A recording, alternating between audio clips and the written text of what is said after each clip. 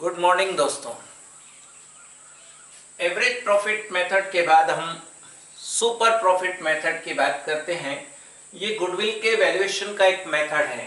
ये हमारे पार्टनरशिप का एक टॉपिक है जो लगभग सभी चैप्टर्स में आता है पार्टनरशिप के डिसोल्यूशन को छोड़ करके। तो सुपर प्रॉफिट मेथड में हम गुडविल कैसे कैलकुलेट करते हैं, पहले मैं आपको इस चीज का फॉर्मूला बता देता हूं, उसके बाद एक एक चीज हम फॉर्मूले में आने वाली हर चीज को एक्सप्लेन करते जाएंगे। यहां पर भी हमको एवरेज प्रॉफिट तो वही चाहिए जो हमने पहले सीखा है।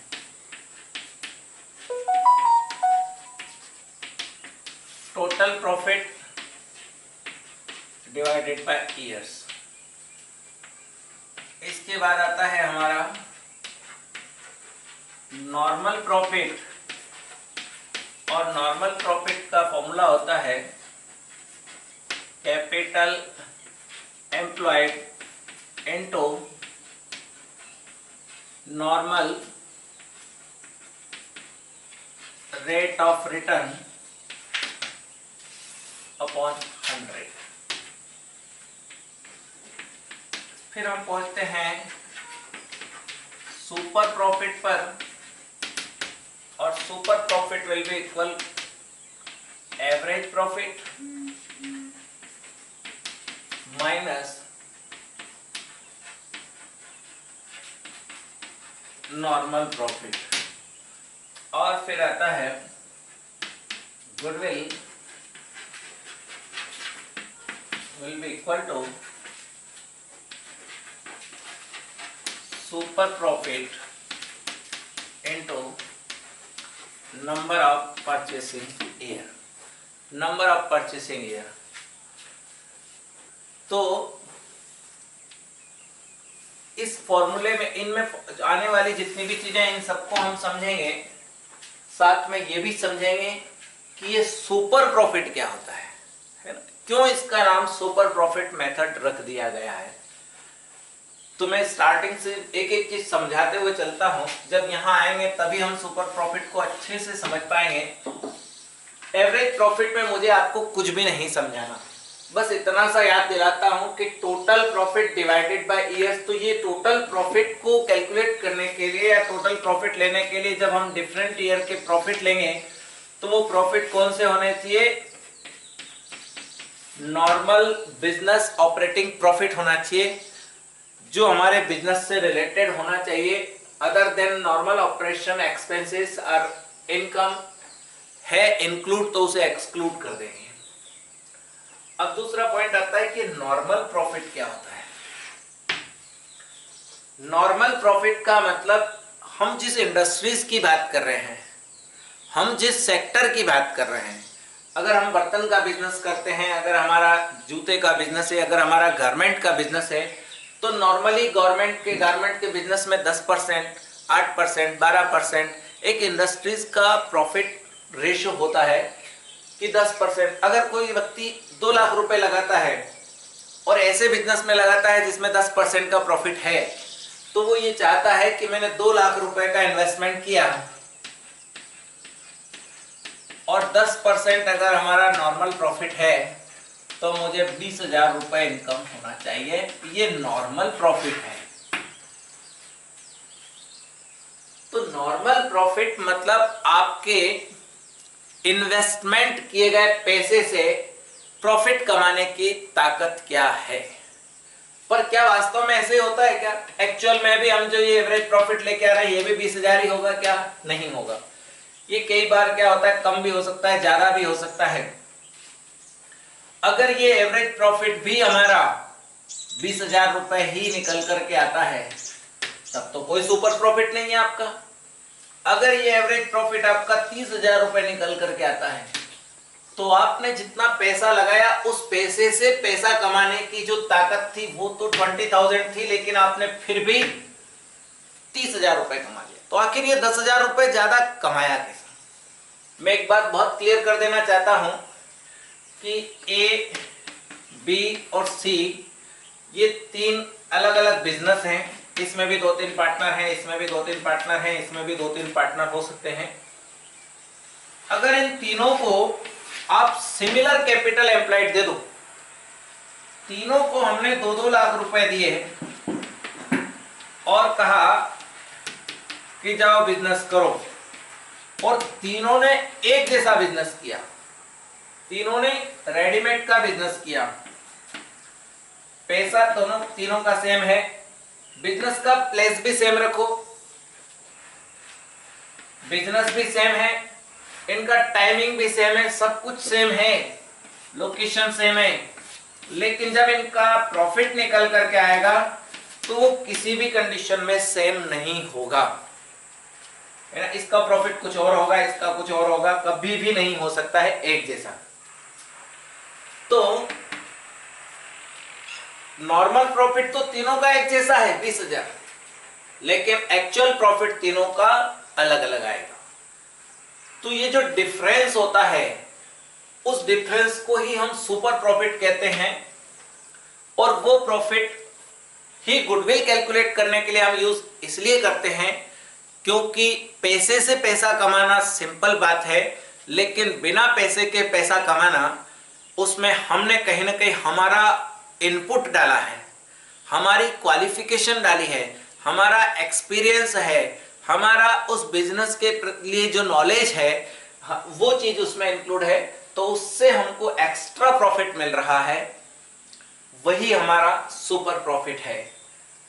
तो यहां मैंने एक एग्जांपल दिया था कि अगर हम 2 लाख रुपए लगा करके 10% वाले इंडस्ट्रीज में बिजनेस करते हैं तो हमारा 20,000 रुपए नॉर्मल प्रॉफिट होता है, लेकिन जब आप एवरेज प्रॉफिट निकालते हैं और ये एवरेज प्रॉफिट अगर आपका 30,000 है, तो हम यहाँ 30,000 में से 20,000 नॉर्मल बिजनेस नॉर्मल प्रॉफिट को माइनस करते हैं, तो हमारा सुपर प्रॉफिट निकल करके आता है 10,000।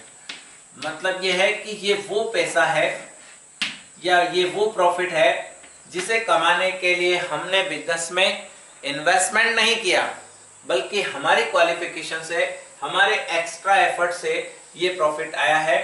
तो पैसे से पैसा कमाने की जो ताकत है वो तो नॉर्मल प्रॉफिट है, लेकिन बिना पैसे के हमने अपने बिहेवियर पर जो चीज कमाई है वो सुपर प्रॉफिट है।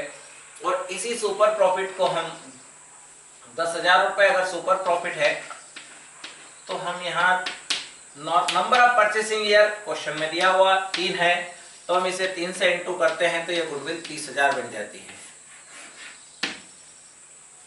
यहाँ कैपिटल एम्प्लॉयड के लिए भी हमको बात करना है कि कैपिटल एम्प्लॉयड क्या होता है। कैपिटल एम्प्लॉयड का मतलब होता है कि बिजनेस में प्रॉफिट कमाने में सपोर्ट करने में लगा हुआ अपना पैसा, ओनर का खुद का कितना पैसा बिजनेस में लगा हुआ है उसे कहते हैं हम कैपिटल एम्प्लॉय।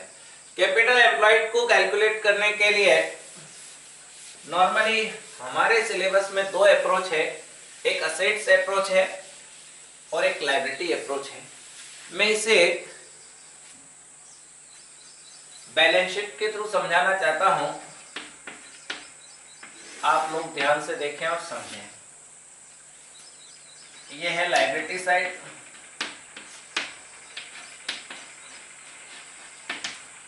ये है असेट साइड। लायबिलिटी में लिखा है कैपिटल, जनरल रिजर्व, P&L, ये क्रेडिट बैलेंस होता है। यहाँ क्रेडिटर्स, क्रेडिटर्स मतलब बाहर वाले लोगों का पैसा। आउटस्टैंडिंग एक्सपेंसेस, ये भी हमको किसी को देना है। बैंक से आपने लोन ले रखा है, ये भी आपको बैंक को देना है।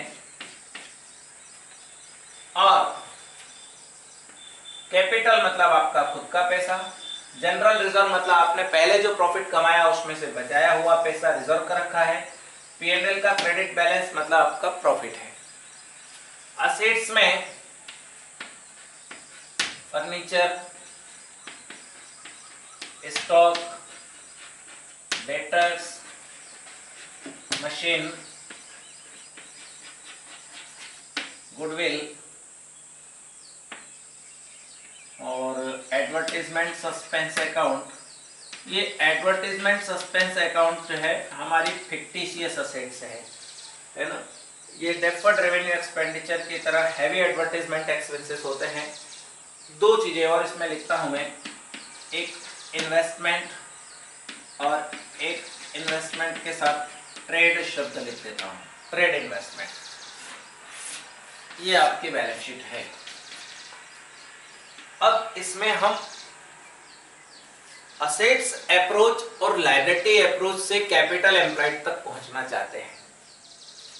ये कैपिटल एम्प्लॉयड की जरूरत हमको यहां रहेगी। अगर किसी क्वेश्चन में कैपिटल एम्प्लॉयड दिया है तो फिर ज्यादा सोचने की जरूरत नहीं है, सीधे सीधे उसको फॉर्मूले में रखेंगे और कैलकुलेट कर लेंगे। पहला है calculation of capital employed assets approach.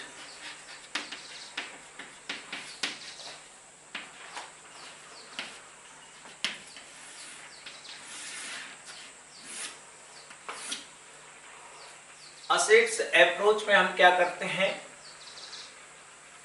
Furniture या सारी वो असेट्स जो बिजनेस में पैसा कमाने में सपोर्ट करती है उन सबको हम लिख देते हैं। पर गुडविल को ही कैलकुलेट करने जा रहे हैं इसलिए गुडविल को नहीं लिखेंगे। एडवर्टाइजमेंट सस्पेंस अकाउंट एक्चुअल में आर्टिफिशियल असेट से, फिक्टिशियस असेट से है, रियल असेट से है ही नहीं। तो हम यहां लिख दें furniture, stock, debtors, machine. Goodwill को लेना नहीं है, एडवर्टाइजमेंट सस्पेंस अकाउंट को लेना नहीं है। ये इन्वेस्टमेंट को लेकर के खास बात क्या है वो सुन लें। इन्वेस्टमेंट के साथ एक बार तो हमने ट्रेड इन्वेस्टमेंट लिखा है। ट्रेड इन्वेस्टमेंट लिखा है मतलब वो हमारे बिजनेस का है और ट्रेड इन्वेस्टमेंट यहां पर आना चाहिए। लेकिन जब इन्वेस्टमेंट के साथ कुछ भी नहीं लिखा हो या कभी कभी नॉन ट्रेड लिखा हुआ होता है, नॉन ट्रेड लिख देता है तो हमारी समस्या अपने आप हल हो जाती है। केवल इन्वेस्टमेंट लिखा है इसका मतलब यह है कि वो नॉन ट्रेड ही ट्रीट कीजिए। वो इन्वेस्टमेंट हमारे बिजनेस में प्रॉफिट कमाने में सपोर्ट नहीं करता है क्योंकि वो नॉन ट्रेड है। इसलिए ऐसे इन्वेस्टमेंट को कैपिटल एम्प्लॉयड का पार्ट नहीं बनने देना है, केवल ट्रेड इन्वेस्टमेंट को ही आपको कैपिटल एम्प्लॉयड का पार्ट बनाना है। इन सबको हम यहां ऐड कर दें और इसमें से लेस कर लिया जाए। क्या, जब हम असेट से अप्रोच की बात कर रहे हैं तो ये हमारी एक्सटर्नल लायबिलिटी है। केवल और केवल एक्सटर्नल लायबिलिटी को हम माइनस कर लें तो यहां एक्सटर्नल लायबिलिटी क्रेडिटर्स हो गया और क्या है, आउटस्टैंडिंग एक्सपेंसेस है, बैंक का लोन है,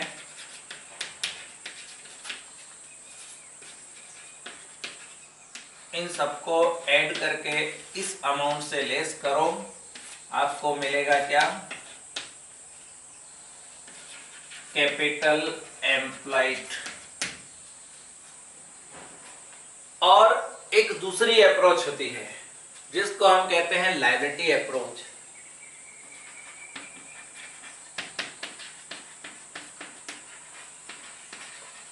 लायबिलिटी अप्रोच में क्या होता है वो भी देखिए। लायबिलिटी अप्रोच में हमने जिन जिन चीजों को छोड़ा है बस उनको लिखना है। हमने कैपिटल को छोड़ा, P&L को छोड़ा, जनरल रिजर्व को छोड़ा, तो ये चीजें ले लो।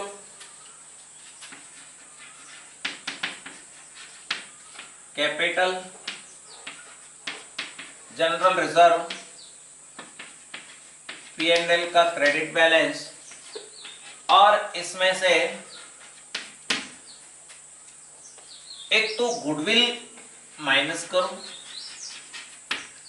एक इन्वेस्टमेंट जो नॉन ट्रेड है, कुछ नहीं लिखा तो उसको भी हम नॉन ट्रेड ही ट्रीट करते हैं, और एक जो आर्टिफिशियल या फिक्टिशियस असेट्स हमारी है, जैसे एडवर्टाइजमेंट सस्पेंस अकाउंट है, तो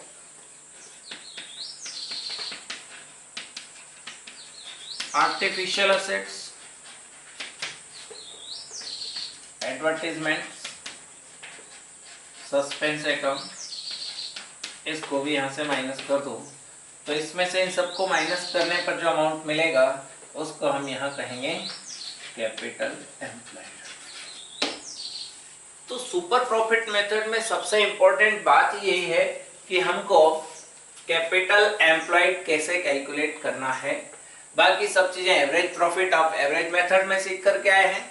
नॉर्मल प्रॉफिट मतलब जितना हम बिजनेस में ये जो कैपिटल एम्प्लॉयड लगाया है, इसका हर व्यक्ति चाहता है कि मैं बिजनेस में जितना पैसा लगा रहा हूं मुझे उसका कितना % रिटर्न मिलेगा, ये जानना चाहता है। तो अपने पास्ट एक्सपीरियंस के आधार पर और सिमिलर इंडस्ट्रीज से कंपेयर करके वो इस नतीजे तक पहुंच जाता है कि मुझे मेरे बिजनेस में कैपिटल एम्प्लॉयड पर कितना % रिटर्न मिलता है, और फिर अपने एक्चुअल प्रॉफिट से उस नॉर्मल प्रॉफिट को वो कंपेयर करता है। जब नॉर्मल प्रॉफिट से हम कंपेयर करते हैं तो जो डिफरेंस आता है वो सुपर प्रॉफिट हो जाता है। कभी कभी ऐसा हो जाता है कि एवरेज प्रॉफिट कम है और हमारा नॉर्मल प्रॉफिट ज्यादा है। इसका मतलब यह है कि आपने कोई विशेष इनपुट अपना इंडिविजुअली दिया नहीं है, यानी कि ऐसे बिजनेस का कोई सुपर प्रॉफिट नहीं है, और जिस बिजनेस का सुपर प्रॉफिट नहीं है उसकी सुपर प्रॉफिट से हम गुडविल कैलकुलेट कर ही नहीं सकते, या कर तो सकते हैं पर वो नेगेटिव हो जाती है, जो कि एप्रोप्रिएट नहीं है। तो ये तो हमारा, मैं एक हाथ क्वेश्चन के थ्रू आपको बताना चाहता हूं, है। एक हमारे बुक में भी एक अच्छा क्वेश्चन है, एग्जाम्पल में 2 क्वेश्चन दिए हैं जो पूरे यही सारी बातें हैं। मैं उसको करके तो नहीं बता रहा हूं, मगर यही बता रहा हूं कि वो दोनों क्वेश्चन इसमें कवर हो जाते हैं। एक में नॉन ट्रेड इन्वेस्टमेंट दिया है, एक में ट्रेड इन्वेस्टमेंट दिया है। ट्रेड इन्वेस्टमेंट हमारे कैपिटल एम्प्लॉयड का पार्ट होता है, जबकि नॉन ट्रेड इन्वेस्टमेंट हमारे कैपिटल एम्प्लॉयड का पार्ट नहीं होता है। मैं एक आध सिंपल क्वेश्चन आपको सीधे सीधे ऐसा क्वेश्चन करके बताता हूं जिसमें कैपिटल एम्प्लॉयड हमको दिया हुआ है, देखते हैं।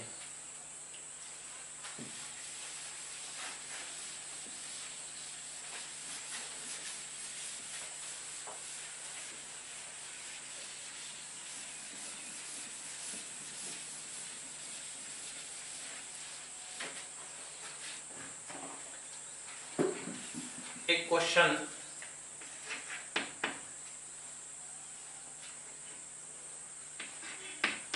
एवरेज प्रॉफिट हमको क्वेश्चन में दिया हुआ है, ऐसा मैं मान लेता हूं, क्योंकि एवरेज प्रॉफिट के लिए हम बहुत सारी बातें एवरेज प्रॉफिट मेथड में करके आए हैं। एवरेज प्रॉफिट हमको दिया हुआ है 40,000 रुपए। कैपिटल एम्प्लॉयड हमको दिया हुआ है 3 लाख रुपए, और नॉर्मल रेट ऑफ रिटर्न 10% दिया हुआ है। नंबर ऑफ परचेसिंग ईयर 3 भी क्वेश्चन में दिया हुआ है। तो क्या होगा? सबसे पहला काम तो क्या होता है, एवरेज प्रॉफिट कैलकुलेट करना, पर वो हमको यहाँ कैलकुलेट करना नहीं है क्योंकि हमें दिया हुआ है 40,000। दूसरा काम है हमारा, यहाँ नॉर्मल प्रॉफिट को मैं एनपी लिख रहा हूं, आप इसे नेट प्रॉफिट मत पढ़ना। नॉर्मल प्रॉफिट का फॉर्मूला होता है हमारा capital employed into normal rate of return upon 100। Capital employed है हमारा 3 लाख रुपए का, 10% नॉर्मल रेट ऑफ रिटर्न है, और 100 यानी कि नॉर्मल प्रॉफिट हो गया हमारा 30,000। हम पहुंच जाते हैं सुपर प्रॉफिट पर। Super profit will be equal to average profit minus normal profit. Average profit है हमारा 40,000 माइनस 30,000, तो सुपर प्रॉफिट हो जाता है हमारा 10,000। और गुडविल का फॉर्मूला बहुत simple, super profit into number of purchasing year 10,000 super profit, number of purchasing year 3, goodwill will be equal to 30,000। तो देखो क्वेश्चन तो इतना इजी था, लेकिन इसमें कैपिटल एम्प्लॉयड दिया हुआ है इसलिए थोड़ा इजी लगा, इसमें एवरेज प्रॉफिट दिया हुआ है इसलिए थोड़ा इजी लगा। एवरेज प्रॉफिट में कौन सा कठिन काम है सर, 3 साल 4 साल के प्रॉफिट देते तो हम ही जोड़ करके एवरेज निकाल लेते, बिल्कुल निकाल लेते। लेकिन एवरेज प्रॉफिट में निकालने के लिए जो 2 3 4 साल के प्रॉफिट दिए हैं, अगर वो नॉर्मल बिजनेस ऑपरेटिंग प्रॉफिट नहीं है या उनसे रिलेटेड कोई एडजस्टमेंट आपको दिए गए हैं, तो वो एडजस्टमेंट आपको क्लियर करने होते हैं, यानी कि उस प्रॉफिट को आपको नॉर्मल बिजनेस प्रॉफिट में कन्वर्ट करना पड़ता है, जैसा कि हमने एवरेज प्रॉफिट में देखा था। और उसके बाद फिर हम गुडविल कैलकुलेट करते थे। तो ये कहानी है हमारी सुपर प्रॉफिट मेथड की।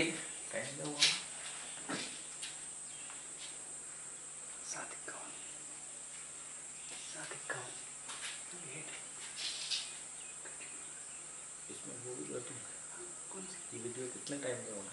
वीडियो बन 7:30 शुरू 20 मिनट 25 मिनट 20 मिनट ठीक है, तो उसको